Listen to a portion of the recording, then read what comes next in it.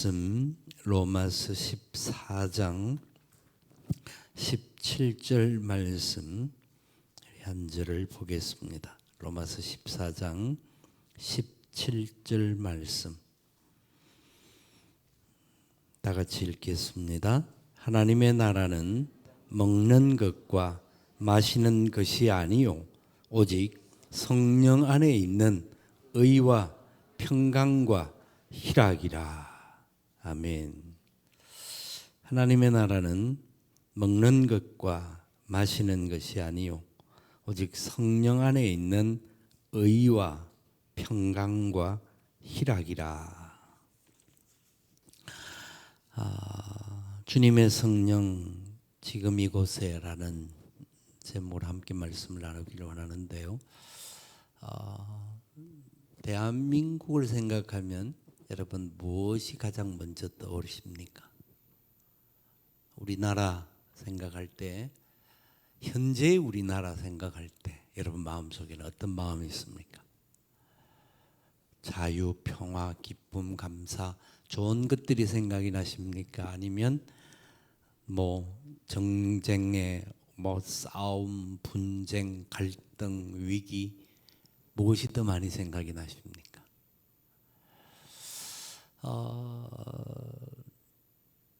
진짜 우리가 사는 삶의 자리들, 우리가 지내는 모든 자리들을 보면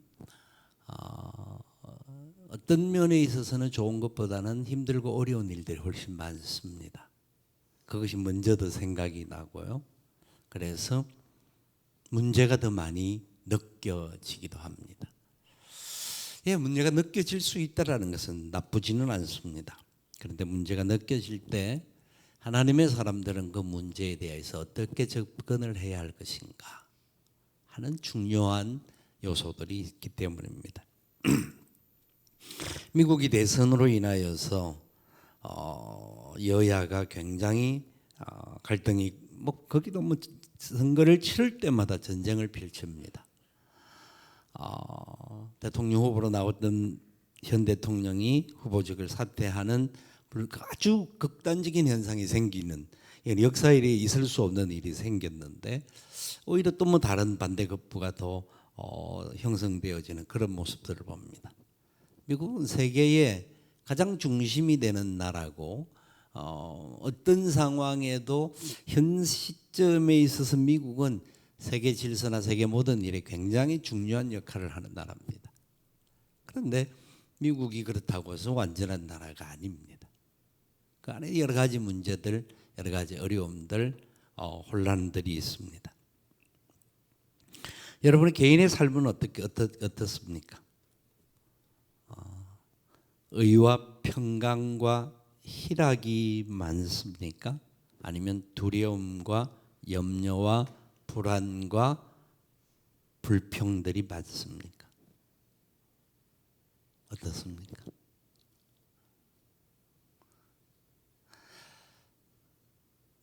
여러분, 진짜 우리는 이 모든 상황들이 아마 여러 가지 생각이 많고 여러 가지 복잡한 것이 많은 사람들은 아무래도 많은 일을 감당하는 사람일 수는 있습니다. 아무것도 안 하는 사람들이라든지 뭘 모르는 어린아이들은 걱정이 없는 것 또한 사실입니다. 그런데 우리는 많은 것들을 하기 때문에 당연히 걱정을 해야 한다라고 생각을 하는데 그 걱정을 통하여서 문제 해결이 어떻게 되어진다고 보십니까? 해결이 되는 경우들이 있으시던가요? 걱정하고 문제를 바라볼 때 결국은 해결점을 찾을 수 있는 길은 하나님의 사람들에게는 기도가 있습니다. 여기 오늘 본문은 사도 바울이 이 로마서 전체 내용 중에서도 중요하게 여겨지는 한 구절인데요.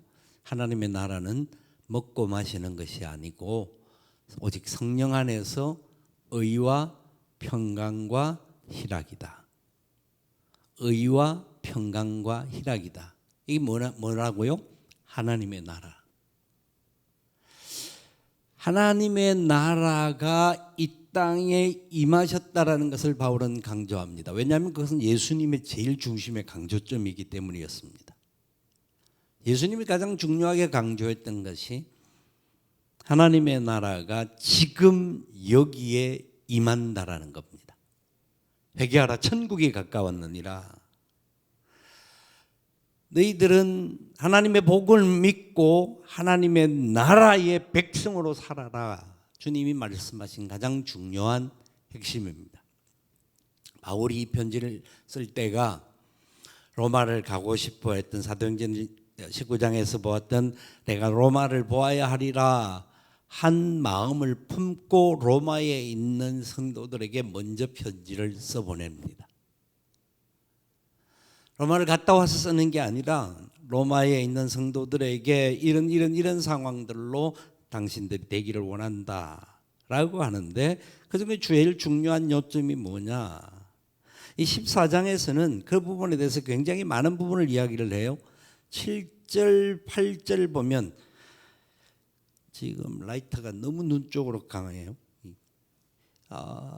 이렇게 7절, 8절은 이야기를 합니다. 우리 중에 누구든지 자기를 위하여 사는 자가 없고 자기를 위하여 죽는 자도 없도다. 우리가 살아도 누구를 위하여? 주를 위하여 살고 죽어도 누구를 위하여? 주를 위하여 죽나니. 읽어볼까요? 그러므로 사나 죽으나 우리가 주의 것이로다. 아멘. 확신하십니까? 죽어도 좋습니까? 자, 우리가 하나님 말씀에 대한 확신과 그리고 우리의 삶에 대한 부분들을 생각을 할 때에 진짜 우리 안에 의와 평강과 희락이 있는가 하는 것을 생각해야 합니다. 무언가가 눈에 잡히고 손에 잡히고 이루어지면 의와 평강과 희락이 일어난다고 생각을 하는데 의와 평강과 희락은 오직 성령 안에서만 가능합니다. 성령과 함께하지 않은 성령의 임재를 경험하지 못하면 의와 평강과 희락을 얻을 수가 없습니다. 목사라고 의와 평강과 있는 것이 아니고 장로라고 권사라고 집사라고 교회 일꾼이라고 의와 평강과 희락이 있는 게 아닙니다. 교회 안에 오히려 의와 평강과 희락이 없이 자기 율법 때문에 사람들을 불편하게 하고 불평하게 만드는 사람이 많습니다. 그게 오늘 본문에서 바울이 로마 교회를 향해서 그렇게 말씀하는 겁니다. 14장 보면 믿음이 연약한 자를 너희가 봤되 그의 의견을 비판하지 말라.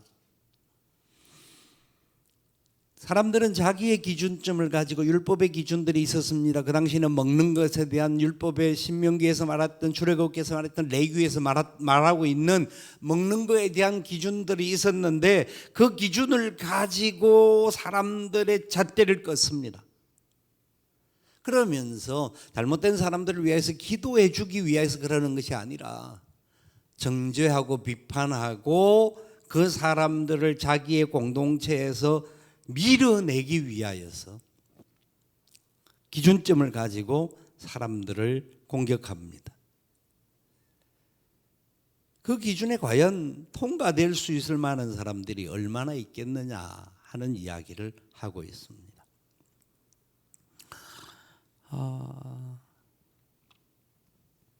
언제 가장 평강이 올까요? 언제 가장 큰 기쁨이 우리에게 행복이 올까요?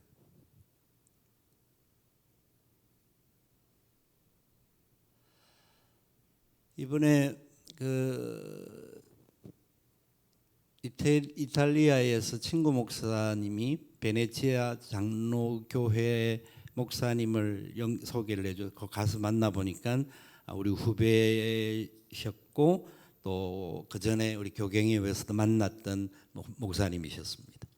그 목사님을 소개해 주시면서 그 교회 안수 집사님을 통하여서 그 돌로미티라고 하는 그 이태리 북부에 있는 모든 산이 알프스입니다. 이태리는 국경 전부가 알프스입니다. 우리 알프스라고 하면 항상 스위스 그쪽에 아주 좋은 경치가 있는데, 근데 스위스에서 볼 수 있는 알프스는 알프스 산맥 전체의 한 5분의 1 정도밖에 되지 않습니다. 국경을 마주치는데, 근데 이태리는 남쪽에 있는 모든 산이 알프스입니다. 돌로미티를 가는 것이 얼마 되지 않았다고 하는데, 그런데 신혼부부들이 그 돌로미티를 가기 위해서 팀을 짜서 그 집사님이 이제 가이드를 하는 상황에 저희 부부를 초대를 했습니다. 저희 부부를 그 두 사람이 가려고 하면 최하 50만 원을 줘야 되는데 돈을 받지 않으시고 초대를 하셔서 돌로미티를 이제 그날 같이 갔습니다. 가는데 비가 오는 날이었습니다.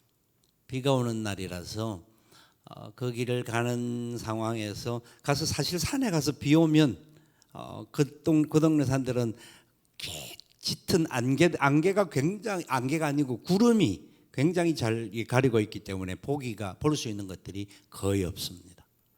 그런데도 불구하고 이 집사님이 오랜 그 가이드를 하셨던 분이라서 일단 가봅시다. 가서 못 보더라도 가서 그래도 후회하고 돌아오는 게 낫다 하면서 가자라는 겁니다. 근데 이제 신혼부부 세 쌍하고 저희들이 이제 앞에 둘이 앉고 이래가지고 이제 총 9명이 가는데, 제가 가면서 처음에는 다른 말을 안 하다가 나중에는 제가 자꾸 날씨가 그래서 그런 이야기를 한번 했습니다. 옛날엔 백두산을 가보니까, 백두산에 가면 그 중국 그 주석이 백두산을 4번을 방문했는데 천지를 한 번도 못 보고 왔다더라. 그만큼 좋은 날씨를 만나는 게 쉽지가 않다. 근데 우리도 그때 우리 교회가 처음으로 중국 단기 선교를 갈 때 백두산을 갔단 말이에요. 가서 모여서 올라가니까 그 구름이 쫙 짙어 있어서 천지가 보이지 않았거든요. 그래가지고 올라가서 찬송하고 기도를 딱 마쳤는데 보였을까요? 안 보였을까요? 그때 가신 분은 아십니다. 보였습니다. 천지가 쫙 구름이 올라가면서 보이니까 그냥 백천지못이 아름답다도 중요하지만, 경치가 너무 좋다 이것 중요하지만, 구름을 몰아내시는 그 광경에 더 하나님의 역사에 대한 무언가 더 뭉클함들을 느끼게 하셨습니다. 제가 그 간증을 그 친구들에게 했습니다. 날씨가 좋지 않은데 기도하고 했더만 구름이 열리더라. 이제 이야기를 하고 산에 가니까 아니나 다를까 산에 구름이 쫙 덮여 있습니다. 근데 올라가던 길 쪽에는 길이 좀 돼서 반대편에, 이쪽에는 알프스가 아님에도 불구하고 그래도 반대편에라도 조금 보면서 그래도 사진도 찍고, 그 신혼부부들이니까 그렇게 했던 상황이에요. 근데 올라가는데 구름이 쫙 가려져 있는데 한쪽 쫙 끝에 뭔가 이상하게 그 거꾸로 된 거 있잖아요. 엘리야가 갈멜산에 올라갔을 때에 쫙 멀리에서 작은 구름이, 이래 문지만 작은 구름이 올라오는 것을 보았는데, 구름이 쫙 가려져 있는데 쭉 끝에 뭔가 조그만 창이 열려 있는 듯한 느낌을 보게 하시는 거예요. 그래서 아니나 다를까 속으로 이제 기도를 했습니다. 하나님, 여기까지 왔는데 저도 그렇지만 이 젊은 친구들에게 제가 그래도 간증한 것도 있지 않습니까? 하나님이 한번 보여주셔서 저들이, 왜냐하면 우리 세 쌍인데 6명의 친구들이 교회를 다니는 친구가 없어요. 그 상황에서 말을 안 하더라고요. 나중에 오는 중에 자기가 교회를 다니는 사람이 한 명이 이제 이야기를 하기는 해요.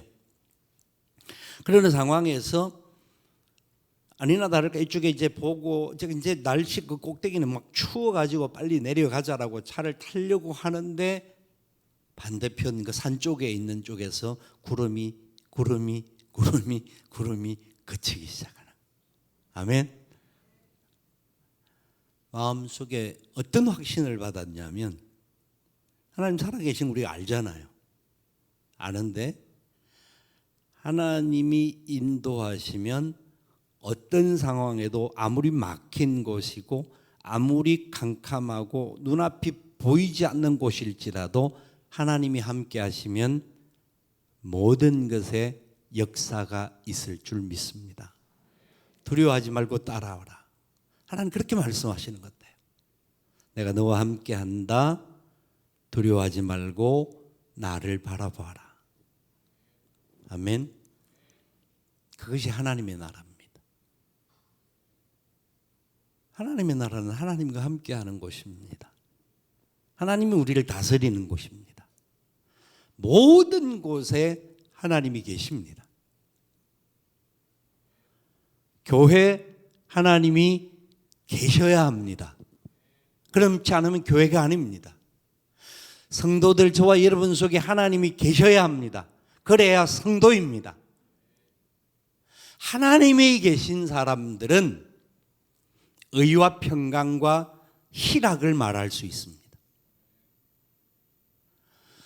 거룩한 하나님의 뜻에 따른 오름이 나올 것이고 하나님의 은혜 가운데 평강을 누리게 될 것이고 그 은혜 때문에 기뻐할 수 있게 된다는 겁니다. 확실한 것은 어떠한 상황이 놓여질지라도 두려워할 이유가 없고 아무것도 없는 진짜 눈앞에 모든 것이 캄캄하고 절벽과 같은 상황이 생긴다 할지라도 하나님을 바라보고 하나님의 손에 붙들리면 하나님이 은혜 베풀어 주실 줄 믿습니다. 이 밤에 저와 여러분의 눈앞에 하나님이 보일 수 있기를 원합니다. 하나님의 나라가 느껴질 수 있기를 원합니다. 두려움과 염려 가운데 사는 우리가 아니라 하나님의 은혜 때문에 감사와 찬송이 있는 저와 여러분 되기를 원합니다. 저는